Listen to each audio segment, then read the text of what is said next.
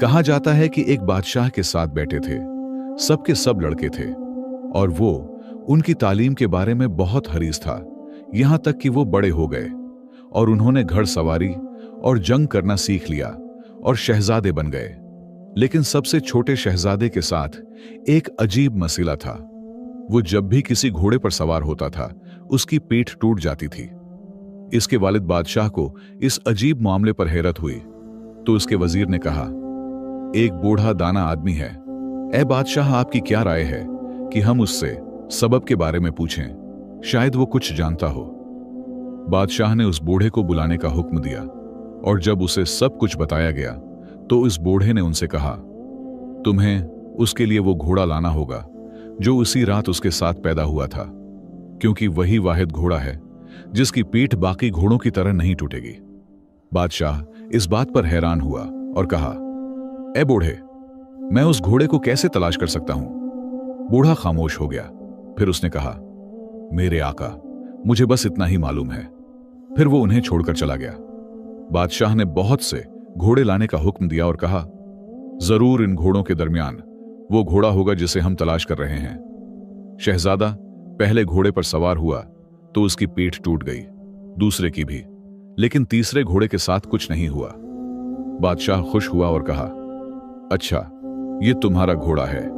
अब तुम घोड़े पर सवार हो सकते हो और अपने भाइयों की तरह सफर कर सकते हो। उसके भाई एक सफर की तैयारी कर रहे थे जिसमें वो शहरों और आसपास की जगहों को दरियाफत करेंगे। उन्होंने खुद को तैयार किया और अपने घोड़ों पर रवाना हो गए। वो बहुत देर तक चलते रहे और जब भी किसी बस्ती में पहुंचते तो वहां ठहरते, आराम करते, फिर अपना सफर जारी रखते। उन्होंने तवील फासले तय किए, यहां तक कि एक अजीब बस्ती में पहुंचे।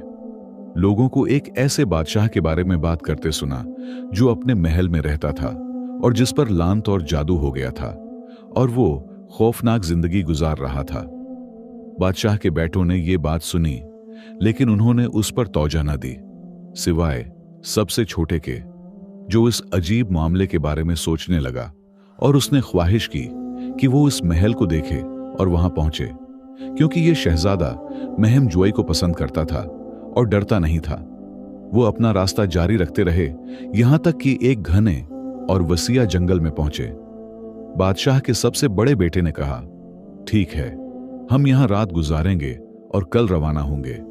जब वो रात गुजारने के लिए जगह तैयार कर रहे थे तो सबसे छोटा शहजादा आग जलाने के लिए लकड़ियां लेने गया। जब वो उस जंगल में चल रहा था तो उसने दौर से एक बड़ा महल देखा। फिर उसे शहर वालों की बात याद आई जो उन्होंने उस महल के बारे में कही थी। उसने अपने दिल में कहा, अगर ये वही महल है जिसका जिक्र किया गया था तो मैं वहां जाऊंगा और देखूंगा कि ये महल कौन से राज छिपा रहा है। छोटा शहजादा लकड़ियां लेकर अपने भाइयों के पास वापस आया, लेकिन उसने उन्हें महल जाने के अपने इरादे के बारे में नहीं बताया, क्योंकि उसे मालूम था कि वो उसकी इजाजत नहीं देंगे। इसने इंतजार किया यहां तक कि रात हो गई और उसके भाई सो गए। फिर वो अकेला निकला, अपने घोड़े पर सवार हुआ और महल की तरफ रवाना हो गया। जब वो महल में पहुंचा और अंदर दाखिल हुआ तो माहौल पुरस्कुन था और कोई आवाज नहीं थी। शहजादा एहतियात से महल के अंदर घूमने लगा। घूमते हुए उसने एक कमरे की तरफ देखा तो एक बच्चे को सूते हुए देखा। शहजादा इस बच्चे को इस जगह अकेला देखकर हैरान हो गया। जब वो बच्चे के बारे में सोच रहा था तो उसने जोरदार सांसों की आवाज और एक अजीब हरकत सुनी जो उसकी तरफ बढ़ रही थी। शहजादा फौरन कमरे से बाहर निकला। उसने एक बहुत बड़ी और बदसूरत गोला को देखा।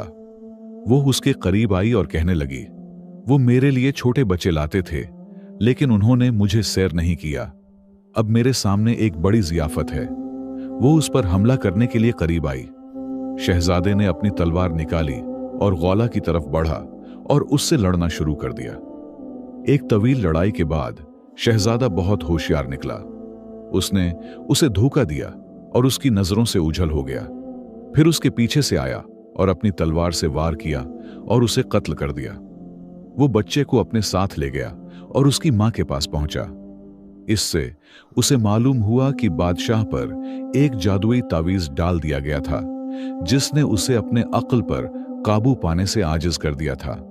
और जब भी उसके यहां बेटा पैदा होता था तो वो उसे अपने हाथों से उठाकर कमरे में रख देता था ताकि गोला आकर उसे खा जाए। मां ने शहजादे से उसका नाम पूछा, लेकिन उसने जवाब नहीं दिया और चला गया। सुबह सब लोग महल में गोला की लाश का मंजर देखकर जागे। जादू खत्म होने के बाद बादशाह हैरान होकर बाहर आया और कहा, इस गोला को यहां कौन लाया? ऐसा लगता था जैसे उसे कुछ मालूम ही ना हो। बीवी अपने बच्चे की वापसी पर खुश हुई और महल में मौजूद सब लोग इन पर से जादू के खत्म होने पर खुश हुए। बादशाह ने कहा, मुझे वो शख्स लाकर दो जिसने ये काम किया है। उसने अपने आदमियों को हुक्म दिया कि शहर की तलाशी लें और गोला के कातिल को तलाश करें। वो जब भी किसी से पूछते तो वो कहता, मैंने कुछ नहीं किया। इसी तरह पूरे शहर के लोगों का हाल था। सिपाही महल वापस आए और बादशाह से कहा, ऐ हमारे आका, हमें वो शख्स नहीं मिला जिसने ये काम किया, लेकिन रास्ते में हमें 7 आदमी इकट्ठे मिले और लगता है कि वो हमारे शहर के नहीं हैं और वो बड़े जंगल में हैं। बादशाह ने हुक्म दिया कि इन भाइयों को लेकर आओ। वो सब चले गए सिवाय सबसे छोटे के, जो जंगल की तरफ निकल गया और अपने भाइयों के साथ नहीं गया। जब वो महल पहुंचे तो बादशाह ने उनसे पूछा, क्या तुमने ये सब किया है? उन्होंने कहा, नहीं, हमने कुछ नहीं किया। बादशाह ने कहा, लेकिन उन्होंने मुझे बताया कि तुम्हारी तादाद 7 है और अब मैं सिर्फ 6 देख रहा हूं। 7वां कहां है? उन्होंने एक आवाज में कहा, यह हमारा सबसे छोटा भाई है। वो हमारे साथ था और यहां आने से पहले चला गया। बादशाह ने कहा, जाओ और उसके 7वें भाई को मेरे पास लाओ। चुनांचा उसे लाया गया और वो बहादुर शहजादा था।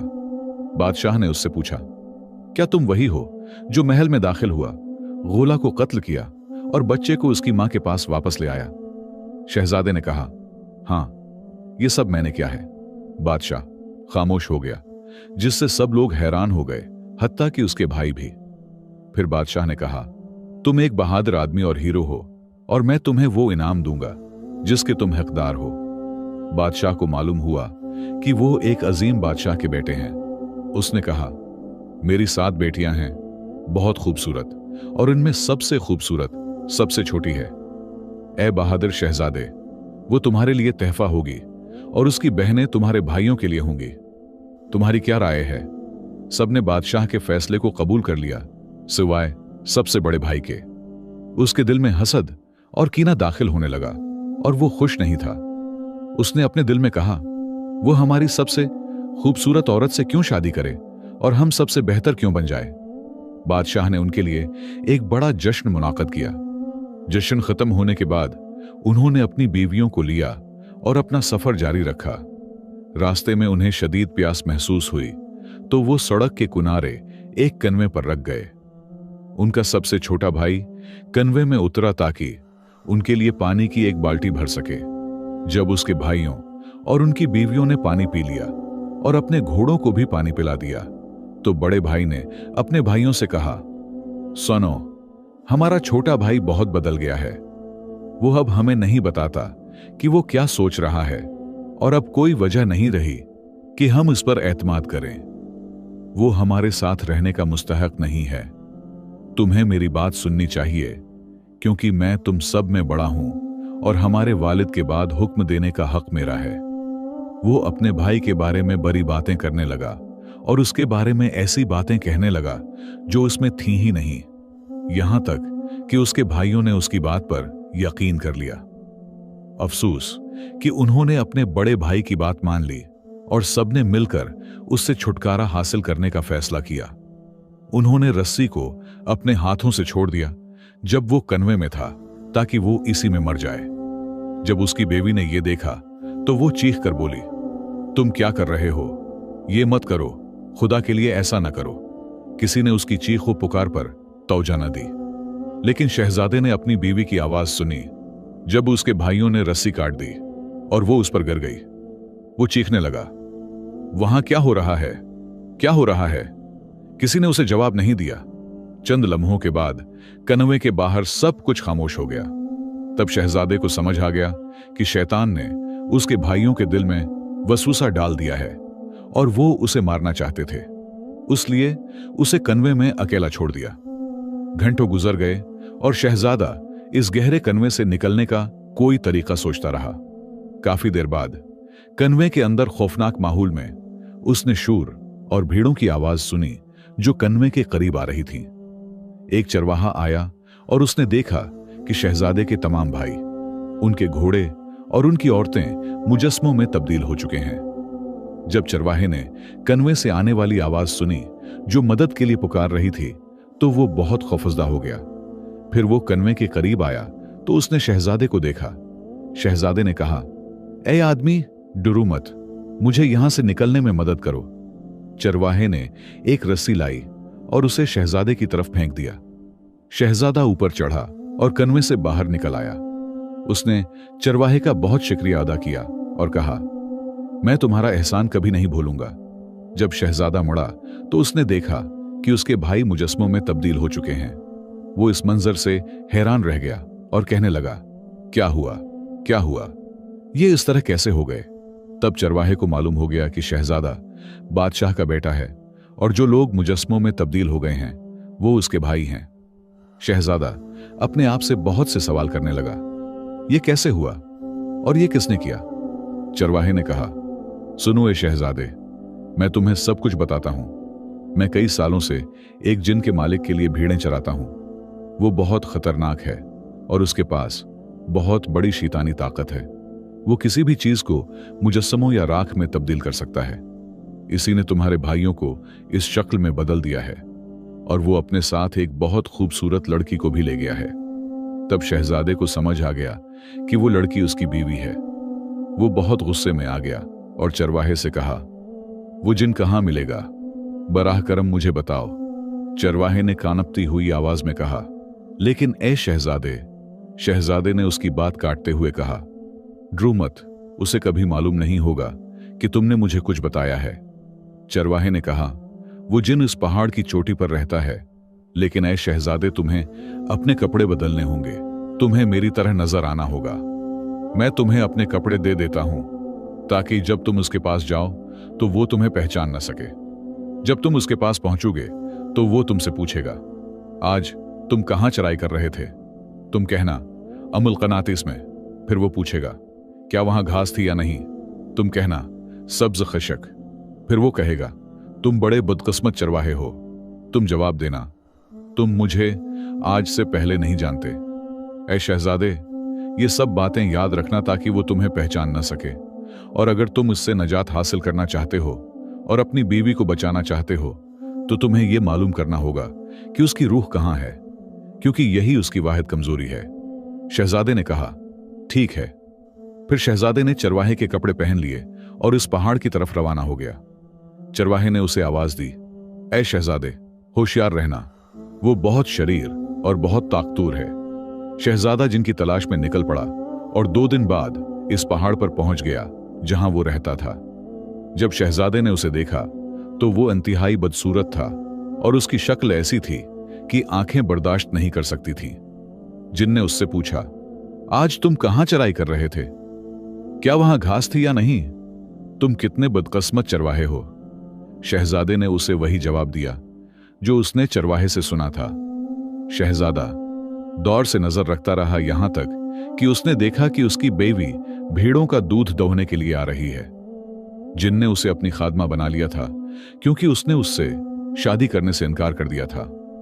वो हमेशा उसे मारता और अजाब देता था ताकि वो उसकी बात मान ले। जब शहजादे ने अपनी बीवी को देखा तो वो उसके करीब आया।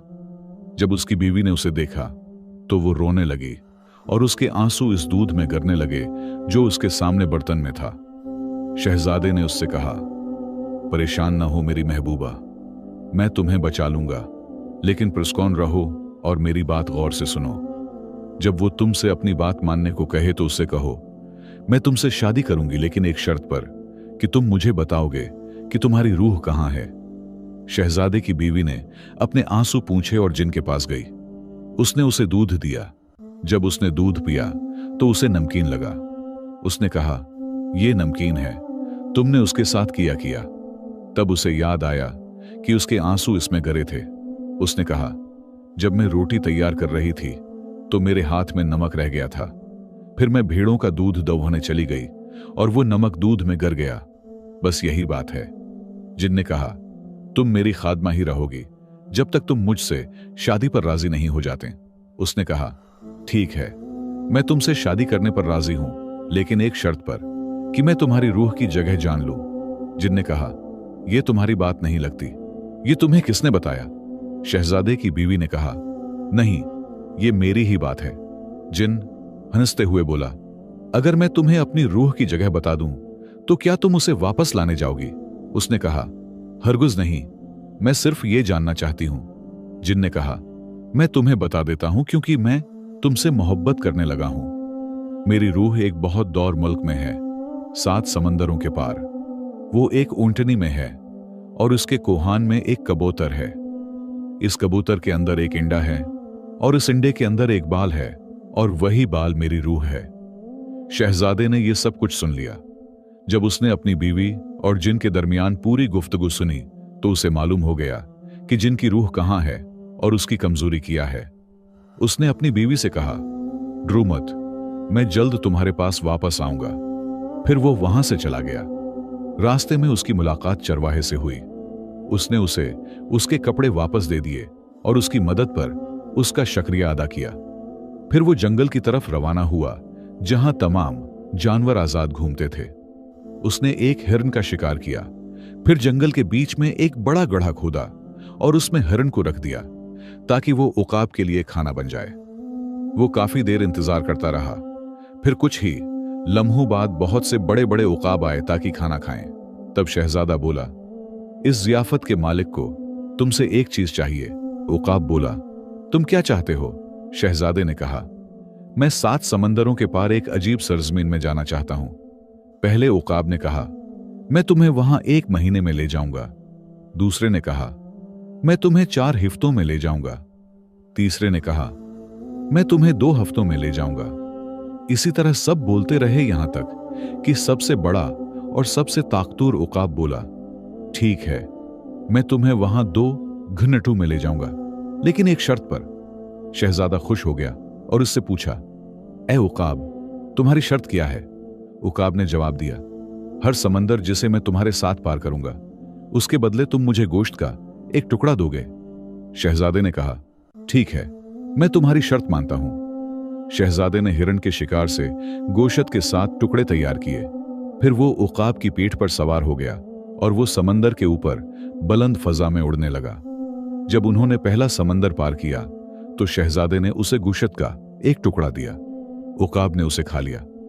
इसी तरह वो आगे बढ़ते रहे यहां तक कि उन्होंने 6 समंदर मुकम्मल तौर पर पार कर लिए। जब वो 7वें समंदर तक पहुंचे तो शहजादे ने आखिरी टुकड़ा निकाला ताकि उकाब को दे, लेकिन वो उसके हाथ से गिरकर समंदर में जा गिरा।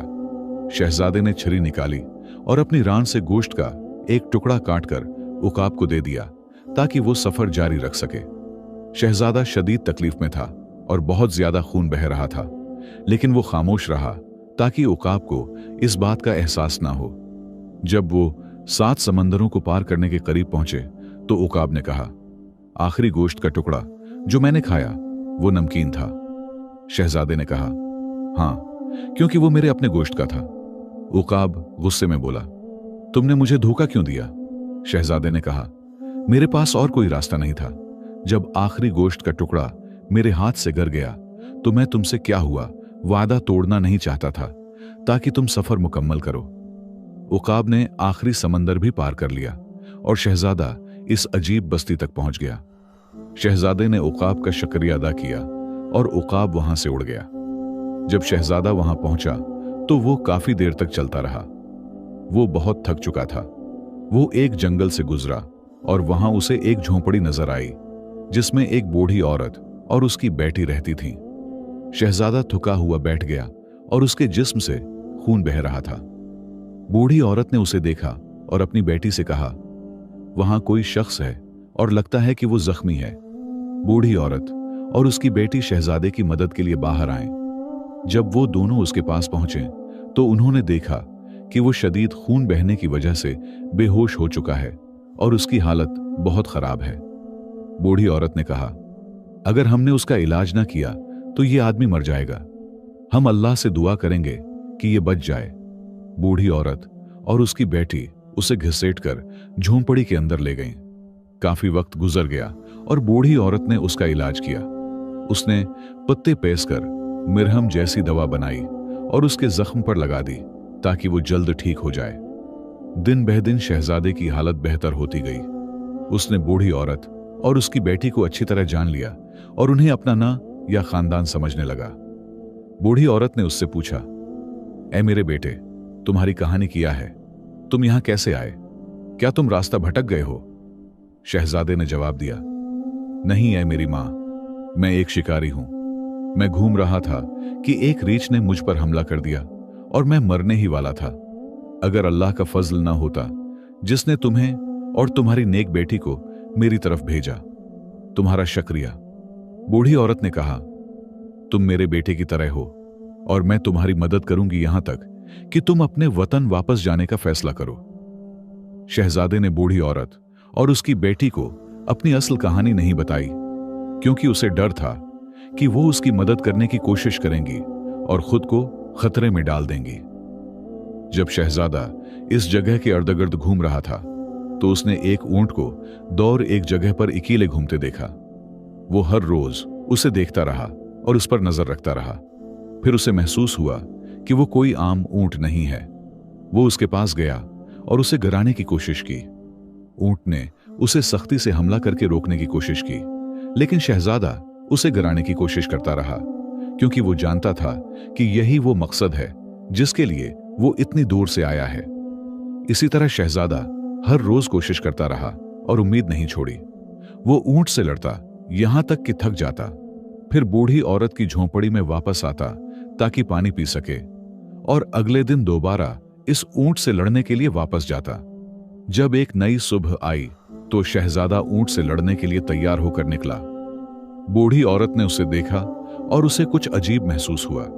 जब शहजादा चला गया तो उसने अपनी बेटी से कहा, उसके पीछे जाओ और मालूम करो कि वो कहां जाता है, लेकिन इस तरह कि उसे पता ना चले। अपने साथ पानी की एक बोतल ले जाओ। लड़की निकली और शहजादे के पीछे चलने लगी। वो दरख्तों के पीछे छिपती हुई उसके पीछे चलती रही यहां तक कि वो इस ऊंट तक पहुंच गया। फिर लड़ाई शुरू हो गई। लड़की ने उस अजीब ऊंट को देखा।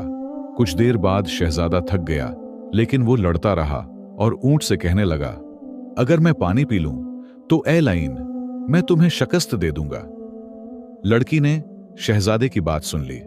वो उसके करीब आई और उसकी तरफ पानी की बोतल फेंक दी। शहजादे ने उसमें से पानी पिया और कहा, शुक्रिया, मुझे मालूम था कि तुम मेरा पीछा कर रही हो। जब शहजादे ने पानी पिया तो उसने ऊंट को शिकस्त दे दी, उसे जमीन पर गिरा दिया और ज़ब्ह कर दिया। इसी वक्त एक कबूतर उड़ने वाला था, लेकिन शहजादे ने उसे मजबूती से पकड़ लिया और उसे भी ज़ब्ह कर दिया। फिर उसमें से अंडा निकाल लिया। शहजादा बहुत खुश हुआ और लड़की के साथ झोंपड़ी वापस आया और बूढ़ी औरत को पूरी कहानी सुना दी। बूढ़ी औरत ने कहा, ए बहादुर आदमी, मुझे मालूम था कि तुम्हारे पास कोई बड़ा राज है। शहजादे ने उन दोनों का शुक्रिया अदा किया, उनसे रुखसत ली और इंडा लेकर वापस रवाना हो गया। उकाब ने पहले शहजादे को अपने 2 पर दिए थे और उससे कहा था, जब तुम्हें मेरी जरूरत हो तो उन परों को आग में डाल देना। जब वो जलेंगे और उनका धुआं ऊपर उठेगा तो मैं आ जाऊंगा और तुम्हारे साथ होऊंगा। शहजादे ने आग जलाई और दोनों पर उसमें डाल दिए। उकाब इसके सिर के ऊपर उड़ता हुआ आया और उसके सामने उतरकर उसे उठाकर वहीं ले गया जहां से वो आया था। शहजादा अपनी बीवी के पास वापस आया जिसे जिन अजाब दे रहा था। जब वो पहुंचा तो उसने जिन को कहते हुए सुना, मैं मरने वाला हूं। मुझे महसूस हो रहा है कि मेरी रूह करीब है, वो नजदीक आ रही है। शहजादे ने जिन से कहा, देखो तुम्हारी रूह मेरे हाथ में है। जिन शहजादे से गड़गड़ाने लगा और उससे दरख्वास्त करने लगा कि उसे न मारे। शहजादे ने कहा, ठीक है, तुम वही करोगे जो मैं तुम्हें हुक्म दूंगा। जिन ने कहा, हां, मैं वही करूंगा जो तुम चाहोगे, बस मुझे कत्ल न करो, मेहरबानी करो। फिर शहजादे ने उसे हुक्म दिया कि वो तमाम इंसानों और मखलूकात को इनकी असल हालत में वापस ले आए, जिन्हें उसने मुजस्समों में तब्दील कर दिया था। जिन ने मुजस्समों पर फूंक मारी तो सब कुछ अपनी असल हालत में वापस आ गया। जिनमें उसके भाई, उनकी बीवियां और उनके घोड़े भी शामिल थे। सब कुछ वैसा ही हो गया जैसा पहले था। शहजादे ने एंडा तोड़ दिया और इस बाल को पकड़ लिया जो जिन की रूह था। जिन जोर जोर से चीखने लगा, नहीं, मेहरबानी करो, मुझे मत मारो। शहजादे ने उस बाल को 2 हिस्सों में काट दिया। फौरन जिन जल गया और सियाह राख बनकर हवा में बिखर गया। इस तरह शहजादा और तमाम लोग जिनके शर से बच गए। शहजादा और उसकी बेवी इसके भाइयों के पास गए। जब उन्होंने उसे देखा तो रोने लगे और कहा, हम तुमसे मुआफी चाहते हैं जो हमने तुम्हारे साथ किया। शहजादे ने उन्हें देखा। उसका चेहरा थकन और मुशक्कत से भरा हुआ था और कहा, कोई बात नहीं, तुम मेरे भाई हो और मैं तुमसे नफरत नहीं करूंगा। मैंने तुम्हें मुआफ कर दिया है और चाहे कुछ भी हो, हम हमेशा भाई रहेंगे। शहजादे की बीवी अपनी बहनों को देखकर खुश हुई और सब लोग खैरियत से थे। इसी तरह बादशाह के बेटों का सफर खत्म हुआ जो कई महीनों तक जारी रहा। प्यारे दोस्तों, आप मेरी वीडियो किस मुल्क से देख रहे हैं? ये कहानी आपको कैसी लगी? कमेंट में अपनी राय का इजहार जरूर कीजिएगा और हमारे चैनल को सब्सक्राइब जरूर कीजिएगा। और अगली कहानी तक खुदा हाफिज।